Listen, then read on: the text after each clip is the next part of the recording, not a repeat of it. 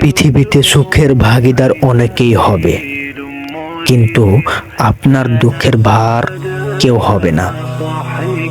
তাই হাসুন সবার মাঝে আর কাঁদুন জায়নামাজে। অহেতুক নিজের অসহায়ত্ব সবার মাঝে প্রকাশ করলে পাশে দাঁড়ানোর মানুষ থেকে হারানো মানুষ বেশি জোটে। মানুষ সুখের কথা হিংসা করে আর দুঃখের কথাই সুযোগ খুঁজে।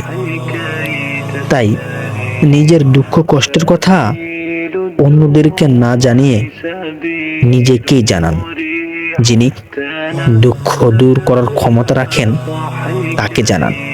যিনি আমাকে আপনাকে সৃষ্টি করেছেন সেই মহান রব্বুল আলামিনকে জানান।